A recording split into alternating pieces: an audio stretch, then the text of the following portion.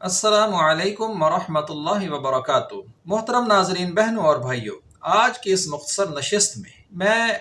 बात करूँगा कि घरों के अंदर शयातीन की मुख्तलिफ हरकत के हवाले से। हमारे यहाँ घरों में अक्सर ये शिकायत सुनने को मिलती है। हमारे घरों में अक्सर खून के छींटे पड़ते हैं, दरवाज़ों के बजने की आवाज़ें आती हैं, चीज़ों को आग लग जाती है, बालों और कपड़ों को कट लग जाता है, हमारी कीमती चीज़ें गुम हो जाती हैं और इस तरह की कई दूसरी बातें सुनने को मिलती हैं। और अमूमी यही ख्याल पाया जाता है कि ये शयातीनी हरकत हैं, ये शैतान की तरफ से होती हैं। इसमें कोई दो राय नहीं है। इसमें शैतानी अमल दखल किस हद तक है और इंसानी अमल दखल किस हद तक है। बात को आगे बढ़ाने से पहले हम इस बात को समझ लें कि जब शैतान का लफ्ज आता है तो हमारे यहाँ अमूमन ये ख्याल किया जाता है इससे मुराद यकीनी तौर पर जिन्नात हैं। हालांकि जब हम कुरान और हदीस के लिटरेचर को स्टडी करते हैं तो मालूम होता है कि शयातीन जिन्नों में भी होते हैं, इंसानों में भी होते हैं। जरूरी नहीं है कि ये शयातीन की जो हरकत हैं घरों के अंदर या मुआशरे में, इसका लाजमी तौर पर जिम्मेदार जिन्नात हों। शैतान एक खसलत है जो शर से मंसूब है। अगर ये किसी इंसान में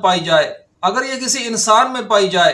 तो वो इंसानी शैतान है, और अगर किसी जिन में पाई जाए तो वो जिन्नाती शैतान है। हमारे तजर्बे और मुशाहिदे के मुताबिक ये अक्सर जो घरों में वाक़यात होते हैं ये साइंसी हक़ाइक़ होते हैं, लेकिन अक्सर ये वहम की भेंट चढ़ जाते हैं और इनको असल सबब से हटके वहम के मारे हुए लोग, जिन्हें तवहम परस्त लोग भी कह सकते हैं, किसी गैर सबब की तरफ मंसूब कर देते हैं।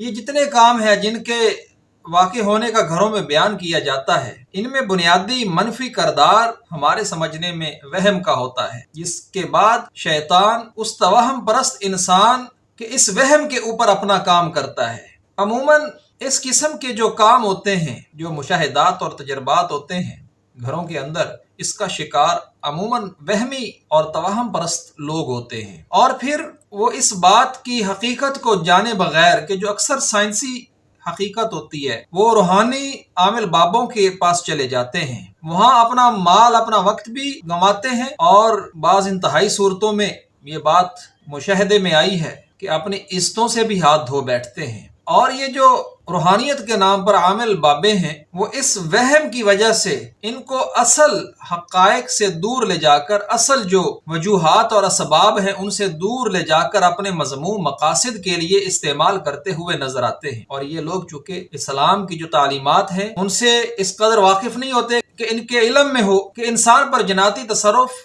की जो हद है वो कहाँ तक मुमकिन हो सकती है, किस हद तक इंसान खुद जिम्मेदार है। वो बात जिससे एक सनसनी फैल जाती है घर के अंदर, और फिर उस घर में जो तवहम परस्त लोग होते हैं वो इस सनसनी को मुआशरे में फैला देते हैं और खुद इसका शिकार होकर फिर इन जाहिल रूहानी दो नंबर आमिल बाबों के पास जाकर अपना सब कुछ गंवाते हैं। क्योंकि इंसान की सरिश्त में ये बात भी है कि जिस चीज़ की उसको समझ नहीं लगती, जिस चीज़ का सबब मालूम नहीं होता, अक्सर वो खुद भी सनसनी का शिकार होता है और उसकी सनसनी को जो है वो मज़ीद कई गुना करके मुआशरे में फैलाने का सबब भी बनता है। अक्सर घरों के अंदर माहौल भी गैर इस्लामी होता है और नमाज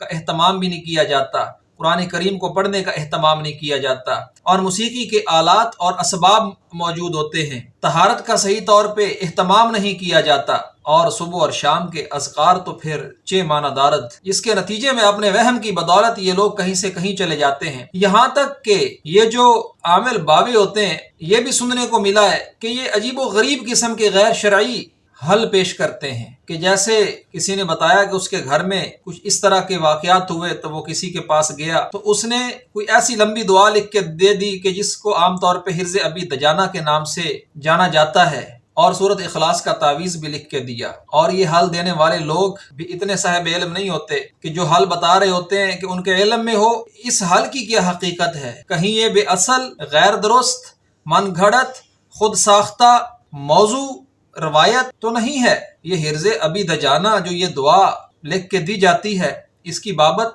हदीस की 3 कुतुब का मैं हवाला दूंगा। दलाइल नबुवा अल मौज़ूआत सियर अअलाम नुबला में बितरतीब हाफिज अबू बकर बहकी, हाफिज इब्ने जोजी और अलामा ज़हबी रहमहुल्लाह अलैहिम अजमाइन ने इस हिर्ज़े अबी दजाना वाली दुआ को बेअसल, मौजू, खुद साख्ता, मन घड़त करार दिया है। बाकी रही बात सूरत इखलास का ये नक्श वाला तावीज़, اس کی بھی شریعت میں کوئی حقیقت نہیں ہے، بلکہ اگر کسی کے گھر میں ایسی باتیں ان کے تجربے اور مشاہدے میں آتی ہیں، اس کا جو شرعی حل ہے وہ یہ ہے، اپنے گھر میں اسلامی فضا کو سازگار کریں اور دینی ماحول بنائیں، اس گھر کے افراد نماز پنجگانہ کا اہتمام کریں، چاہے خواتین ہیں یا مرد ہیں، اور جو بالغ مرد حضرات ہیں انہیں چاہیے کہ وہ مسجد میں جا کے نماز پنجگانہ ادا کریں، صبح اور شام کے اذکار مسنونہ کے اہتمام کو یقینی بنائیں، اور اسی طرح گھر میں قرآن کریم کی تلاوت کی جائے، سورۃ بقرہ پڑھی جائے، سورۃ اخلاص، آیت الکرسی اور معوذتین یعنی قرآن کریم کی جو آخری 2 صورتیں ہیں ان کو پڑھنے کا اہتمام کیا جائے، خاص طور پہ ہر نماز کے بعد ان کو پڑھا جائے۔ گھر میں جو شیاطینی کام کے لیے آلات اور اسباب موجود ہیں ان کا سد باب کیا جائے، ان کو ختم کیا جائے۔ اور ہمارے ہاں یہ بھی ایک روایت دیکھنے کو ملتی ہے کہ لوگ گھروں میں کیسٹ لگا دیتے ہیں، یا پھر کسی حافظ کو بلا کر یا کسی عالم دین کو بلا کر گھر میں وظائف کروائے جاتے ہیں، قرآن پڑھایا جاتا ہے۔ تو میں سمجھتا ہوں کہ صرف یہ بات کافی نہیں ہے، بلکہ گھر کے افراد کو چاہیے کہ اپنی معمولات زندگی میں سے وقت نکال کر خود سے قرآن کریم کی تلاوت کریں، اور جو ان کے ذمے اللہ تبارک و تعالیٰ نے فرائض لگائے ہیں نماز پنجگانہ اس کا اہتمام کریں۔ تو اس طرح سے ان شیاطینی حرکات سے بچا جا سکتا ہے۔ جیسا کہ میں نے شروع میں ذکر کیا کہ عام طور پر یہ جو واقعات ہوتے ہیں یہ سائنسی حقائق ہوتے ہیں، لیکن انسان زیادہ گہرے طور پہ غور و فکر کرنے کا عادی نہیں ہوتا، اور پھر گھروں میں ایسے قصے کہانیاں چل رہے ہوتے ہیں کہ جن کو سننے کے بعد فوری طور پہ انسان سنسنی کا شکار ہو کے اس سنسنی کو آگے پھیلاتا ہے، اور فوراً کوشش کر کے اسباب کو جاننے کے بغیر ہی وہ اپنے آپ کو کسی 2 نمبر آدمی کے سپرد کر دیتا ہے، جس کے بعد اس کا مال، اس کا وقت اور بعض صورتوں میں تو اس کی عزت اور جان تک جو ہے وہ اس وہم کی بھیٹ چڑھ جاتی ہے۔ وہم ایک باطل اور جھوٹے خیال کو کہتے ہیں کہ جب ایک چیز کا سبب انسان جاننے کی کوشش نہیں کرتا اور اس کو بلا سبب قرار دے دیتا ہے، یا اس کا سبب لازمی طور پہ جو ہے وہ کسی جناتی شیطان کو قرار دینا شروع کر دیتا ہے، اور پھر اس کے حل کے لیے چل پڑتا ہے، یعنی اس نے خود سے ہی یہ سارا کچھ ازیوم کر لیا، اور پھر کسی ایسے آدمی کے پاس چلا گیا کہ جس نے اس بات کو یقینی بنا کر کہ یہ کسی جناتی شیطان کا کام ہے، حالانکہ گھروں کے اندر انسان بھی انسانوں کے ساتھ شرارتیں کرتے ہیں کیونکہ ان کے کچھ مذموم مقاصد ہوتے ہیں، یا پھر ان کے کوئی جائز مقاصد پورے نہیں ہو رہے ہوتے تو وہ مختلف انداز سے تنگ کرنا شروع کر دیتے ہیں۔ اور بعض دفعہ ایسے بھی ہوتا ہے کہ جیسے ہمارے مشاہدے میں بھی یہ باتیں آئی ہیں کہ اکثر کپڑوں کے اوپر یہ جو پتنگے ہوتے ہیں، موسمی پتنگے، ان کے پھٹ جانے کی وجہ سے ان کا پیٹ، ان کا وجود میں جو خون بھرا ہوتا ہے وہ کپڑوں پہ لگ جاتا ہے، یہ بعض دفعہ انسان رات کو سوتا ہے یا دن میں وہ کروٹ لیتا ہے تو یہ پتنگے جو مچھر بھی ہو سکتے ہیں، ان کے پھٹ جانے سے انسان کے کپڑوں پہ خون لگ جاتا ہے، اور بعض دفعہ دھلے ہوئے کپڑوں کے اوپر بھی ان چیزوں کے پھٹ جانے سے یا مر جانے سے خون کے دھبے پڑ جاتے ہیں، جس کو بعد میں شیطانی حرکت سے منسوب کر دیا جاتا ہے، حالانکہ یہ دھبے دیکھنے کے بعد جو انسان کے اندر ایک کیفیت پیدا ہوتی ہے کہ وہ اصل سبب کو نہیں جانتا، یہاں سے پھر شیطان کا کام شروع ہوتا ہے کہ پھر شیطان انسان کو کہیں سے کہیں لے جاتا ہے۔ حالانکہ سورۃ فاطر کی آیت نمبر 6 میں اللہ تبارک و تعالیٰ فرماتے ہیں کہ شیطان تمہارا کھلا دشمن ہے اور تم اسے اپنا دشمن ہی خیال کرو۔ کیوں؟ شیطان کا کام ہے وسوسہ ڈالنا، یا انسان کے اندر کوئی وہم پیدا ہوتا ہے تو اس وہم کو مزید تیز کرنا، اس کے منفی اثرات کو، اس کے اثرات بد کو تیز کرنا، اور اس کے ذریعے سے انسان کو پوزیس کر لینا، اور پھر اس کے بعد پھر اگلے قدم پر یہ جو عامل بابے ہوتے ہیں یہ بھی اپنا شیطانی کردار ادا کرتے ہیں، اس بندے پر اس وہم کی وجہ سے اپنا اثر قائم کر لیتے ہیں۔ اور اسی طرح بہت سے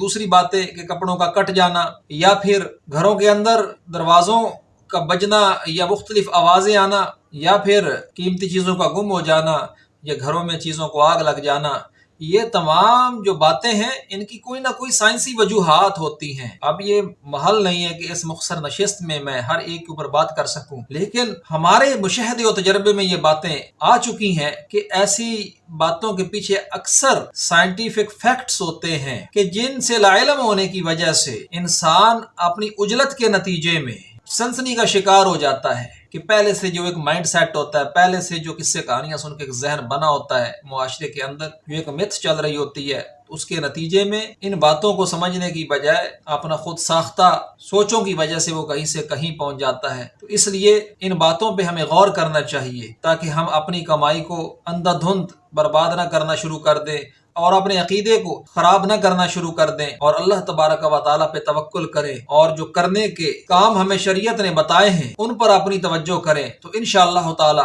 اللہ تبارک و تعالیٰ ہمارے لیے خیر کے رستے آسان فرما دے گا اور ہم ان اوہام پرستیوں سے نکل آئیں گے اور شیطانی چکروں سے ہمیں نجات مل جائے گی۔ آج کی اس نشست میں یہاں تک، اور انشاءاللہ کل دوبارہ ملاقات ہوگی۔ السلام علیکم ورحمۃ اللہ وبرکاتہ۔